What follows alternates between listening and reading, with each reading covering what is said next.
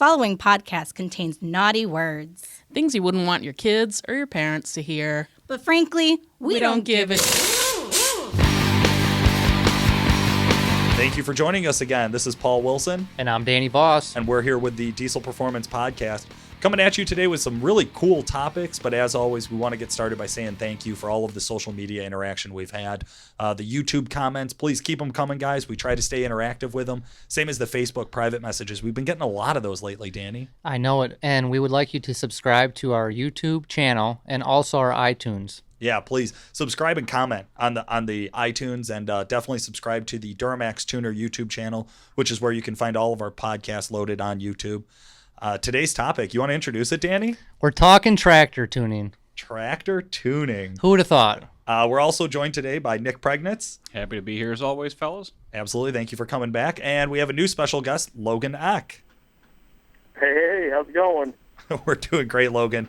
Thank you, gentlemen, both of you, for joining us today, Nick in person and Logan on the phone. The reason we brought you guys into the podcast when we started talking tractor tuning is, Logan, you've tuned quite a few tractors here recently. Is that correct? Yeah, we've tuned 4 of our Deers, and then we've just got one case quad track on our farm, a 600, and we run about 10 tractors total of the bigger tractors, and we've got a few little smaller ones. So yeah, that's what we're running. So that's awesome, man. I'm really glad to hear it. You know, Danny and I obviously have a lot of experience with tuning. When we talk tuning, I'm always thinking drag truck, pull truck, tow rig. I'm thinking about trucks. I'm thinking about Volkswagen cars. Tractor tuning is something that's new to me within the last few years. I would say 5 years ago, I had never heard of it. Tractor tuning is a really cool niche. Is a really cool little cutout in the tuning market. You know, the truck tuning, like you said, it makes you think about going fast. It makes you think about sled pulling. It makes you think about burning rubber, having fun, occasionally being an idiot, right? Yeah. You don't do that shit in a tractor, right? Right. It costs too much. Exactly. I mean, you don't do it long because you get in trouble for it. You know, the whole idea behind tractor tuning really comes down to the economy. You know, what's the best thing for the efficiency of the farmer and the farm? I mean, if there's one thing that I know, I don't know that much about farming, but I know a lot of farmers, and I know that they're all about getting rid of bottlenecks, and they're all about efficiency. And when some tractor that's underpowered is holding up the operation, man, they want to fix it. That's it. That makes a ton of sense. Logan, how about you? What got you first thinking about tuning a tractor? How did you come across that? Well, we run an 8130 John Deere.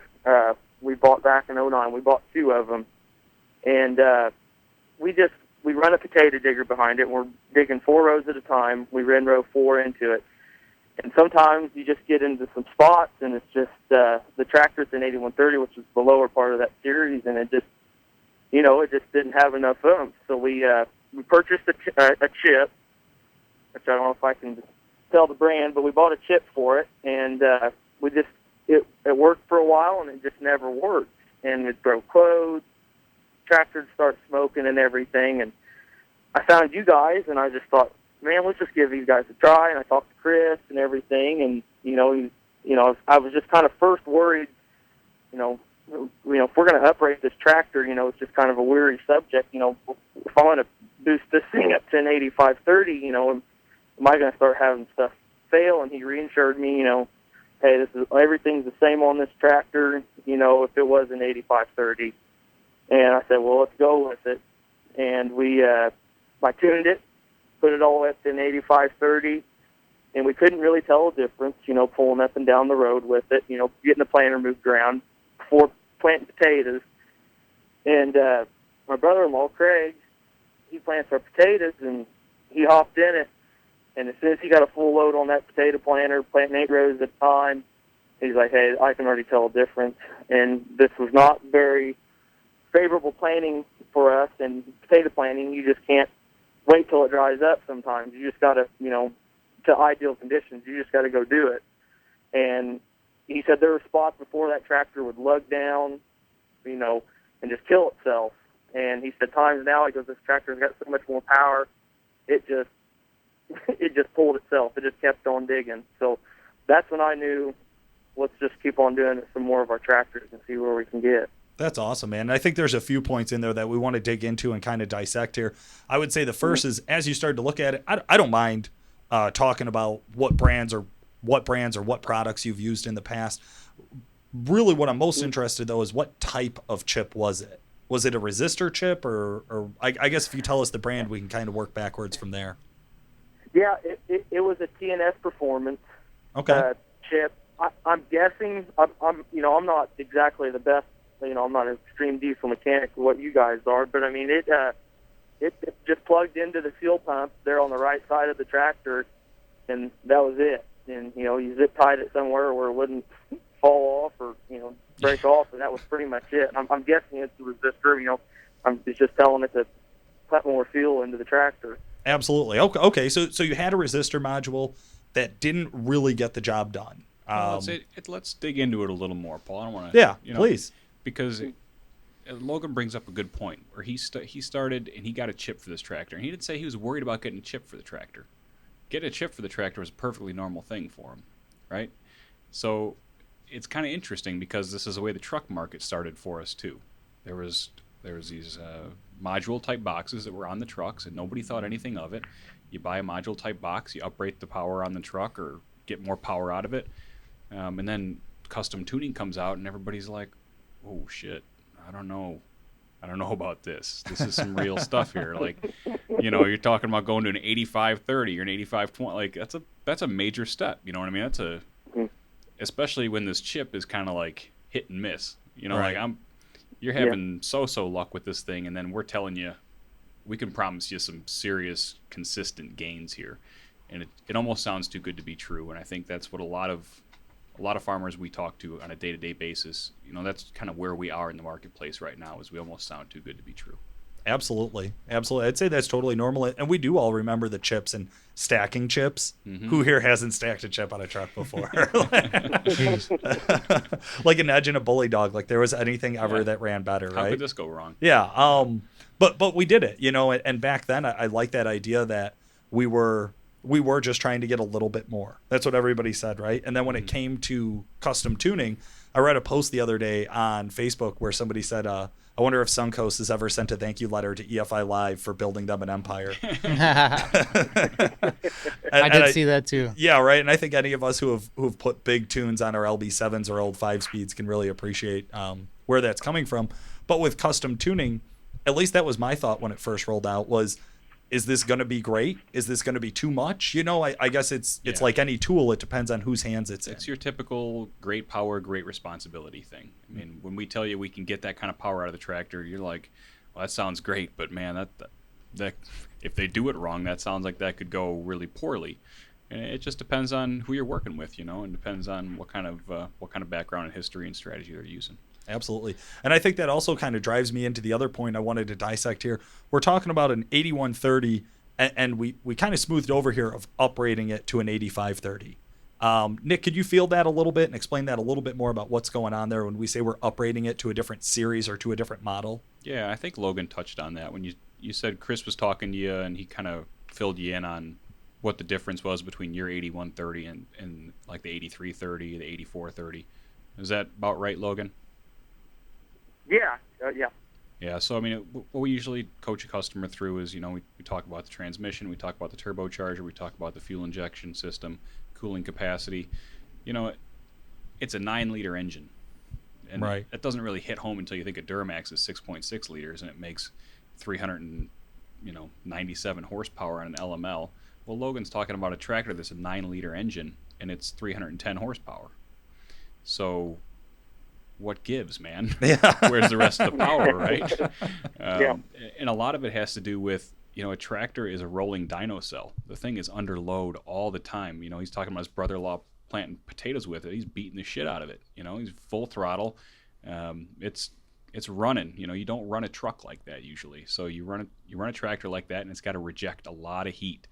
And so the cooling system has to be up to the task. It's not that the engine can't make the power. 9-liter engines can make 1,500 horsepower. They just can't get rid of the heat, especially when they're going 5 miles an hour or whatever he's planting at. Right. Okay. So when we're talking about uprating it, it comes down to what hard parts are on the tractor. Is that right? That's a big part of it. So if they have the same components for cooling, for turbo, for injector, if they have all the same hard parts, the only difference between them is really the electronically controlled tuning. That's a major.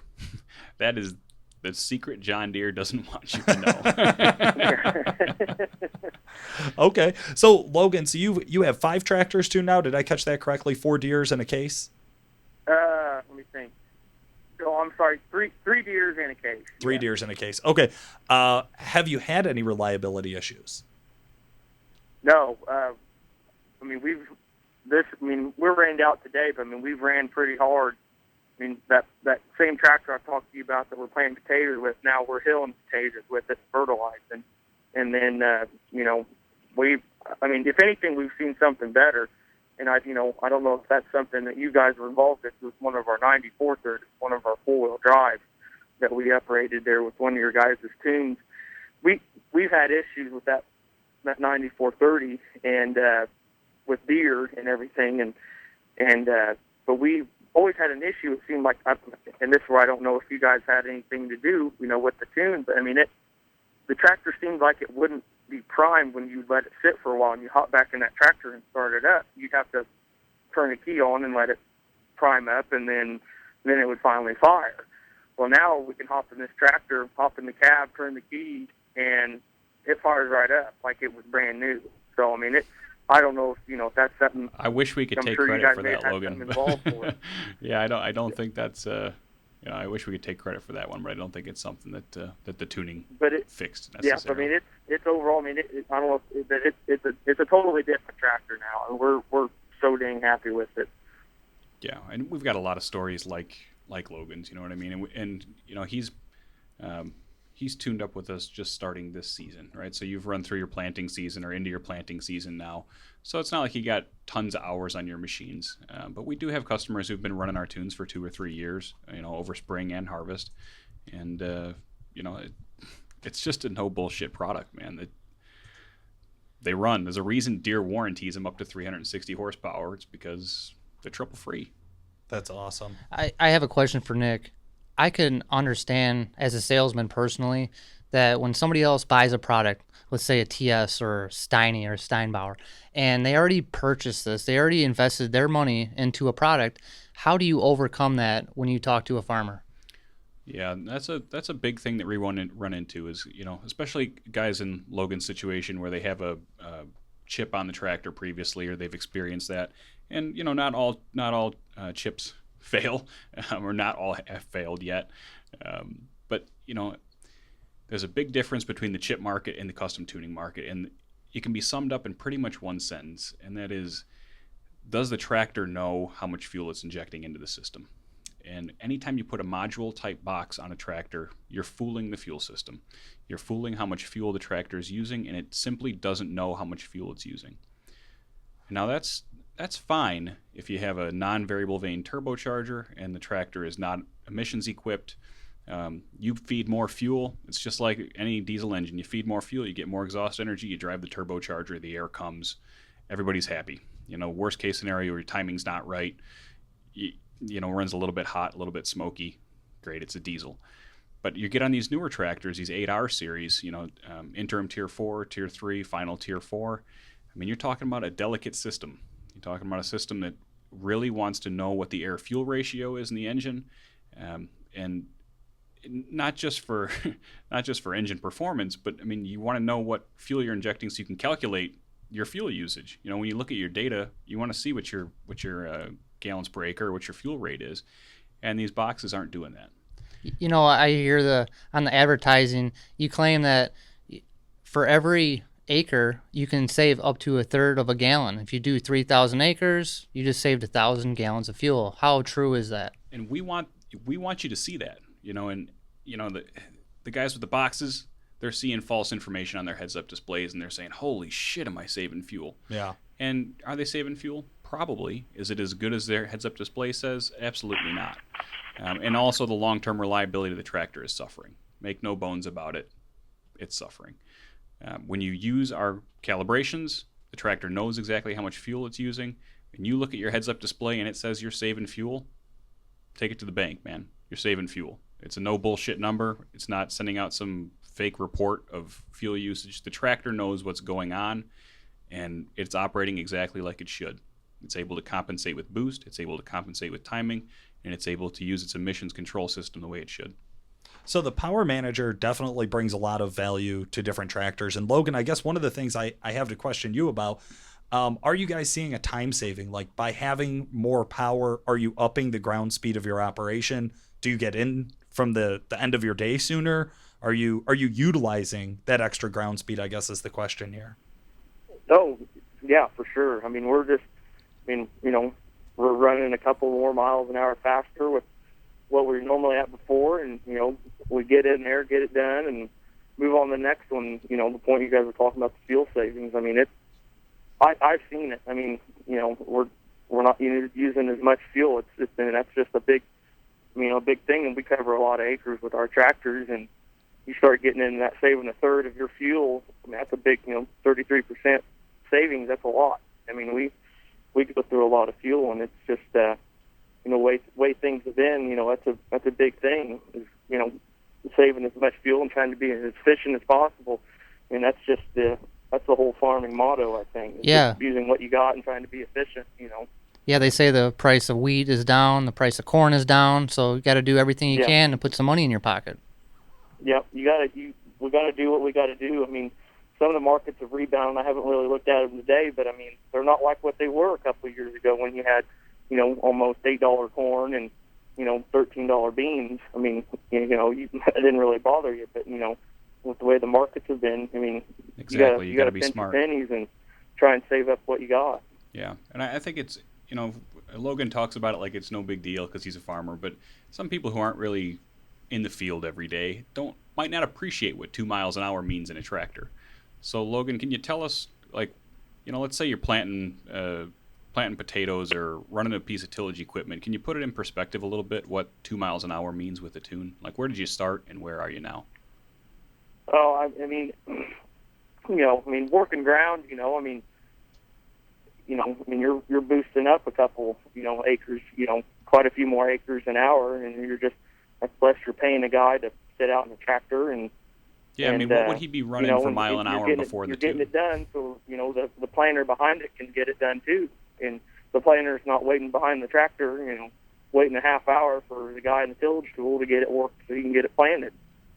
Okay. And we had such a wet spring, and like I said, we're just keeping the potato planter going, and getting it in the ground is a big thing. Absolutely. Okay. Are you saying that you guys went from like 8 to 10 miles an hour before tune and after tune? Or are you guys saying you went from like 6 to 8? I guess I'm just kind of trying to find a number I could throw at an average maybe.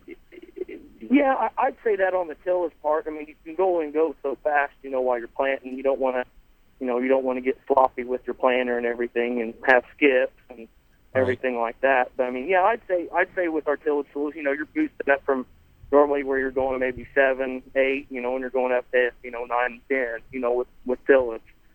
That's a big deal. That's awesome. It is a big deal. Yeah. And I think you phrased it really well, is when you're out there in a planter, you're not getting caught behind the guy running tillage. There's like you had said earlier, Nick, there's a bottleneck that the tuning fix. So I guess it does make a lot of sense just in an operational standpoint. Get these things moving, get them down the road. And then everything else kind of starts to become icing on the cake, right? You're using less fuel. You're making more power. You're running more efficiently. You're out of the field quicker. You're paying farmhands less. You're downshifting less. You're working your machine. You know what I mean? Your machine's running less RPM. It's like you said, it's icing on the cake. Okay. So what do you do with all your extra time and money now? I just want to know. Yeah. We go find something else to do. What's the price of beer these days? That's awesome. That's awesome. Well, I do want to say thank you very much for coming in for the podcast, Nick. Thank you very much for joining us today, Logan. We appreciate, problem. we appreciate you guys getting with us today and having a great topic to talk about, because this is definitely something that a lot of people are going to be listening to, and they're going to have further questions. So if you have any further questions, feel free to call Calibrated and talk to one of the guys. They'd be glad to talk to you. Absolutely. And before we take off, too quick here, I'm going to ask you guys both, is there something that we should have asked, or is there something we should have talked about today that we skipped over? So Logan, we'll start with you. Is there anything you would like to tell people about tractor tuning in general?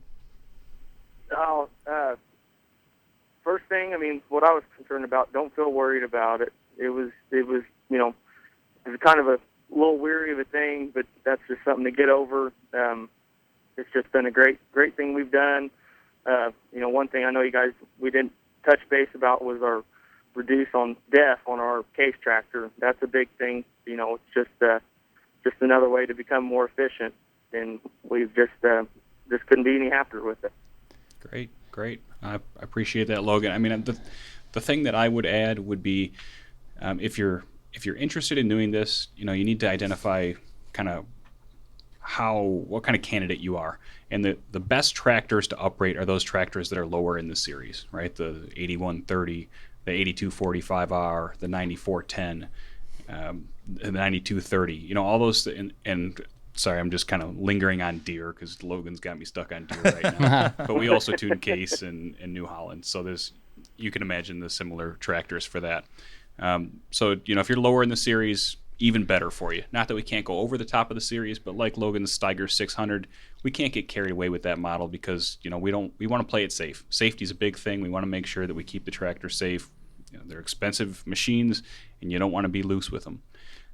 The other thing that I would say is that with tuning, you can go back to stock. So there's always going to be that one comment on the thread or wherever that says, "Oh, but you just voided your warranty." Always. Aren't they only a year warranty for John Deere anyways? You can buy extended. It depends. Okay. Yeah. Right. And the thing is, did tuning the tractor cause the failure? And our strategy behind tuning is that you heard the whole thing. We stick within the series. We play it safe. Odds that you're going to hurt the tractor because of tuning, very low. Again, you can go back to stock. Someone's going to have to look to see if the tractor was tuned, and that's only possible on the newer tractors. So if you're out of warranty, it doesn't matter anyway. But if you're in warranty, that's something you want to consider. Is it worth the risk to me? If it means trading that 9410 off for a 9510, and you're going to have to eat $30,000 or $40,000, Right. might not be a big deal for you. I mean, I can tell you straight faced, I don't think we're going to cause a problem on your tractor for the next 5 years. I think you're going to be just fine. Right. But it's a risk, and That's a huge deal for farmers if they're going to go out and buy something and they realize they can buy something in the beginning of the series or the middle of the series. They got to be kissing you on all four cheeks at the end of the day when they realize what you can do. And Danny's one-liner made it in the episode. That was a good one. That was better than last week's. Absolutely. I like it. I like it. I have to bust something out. I can't go a whole episode without saying something. Yeah. Without a one-liner. That'd be Right. crazy talk. Right. Absolutely. Well, I do want to say again, thank you, Nick. Thank you, Logan. my pleasure, man. Thanks for having me on. I appreciate it. Not a problem. You guys are always welcome to stop by and check us out if you ever want to. We're just a stone's throw away, I guess. So you're more than welcome to stop by, and we can be more than happy to show you our operation. I dig it. I'll drink your beer and eat your steak. That's what I'm good for. You Forget the are. potatoes. Yeah. That was implied. All right, guys. This has been Paul Wilson. And I'm Danny Voss. Thanks for listening. The Diesel Performance Podcast is brought to you by Calibrated Power Solutions, home of DuramaxTuner.com, developer of performance engine and transmission calibrations for a wide variety of late-model diesel powertrains, including the Duramax, Cummins, John Deere, Jeep, and many more. For more information and the best customer service in the industry, check out calibratedpower.com or call 815-568-7920. So what do you do with all your extra time and money now? I just want to know. Me? Yeah. We go find something else to do.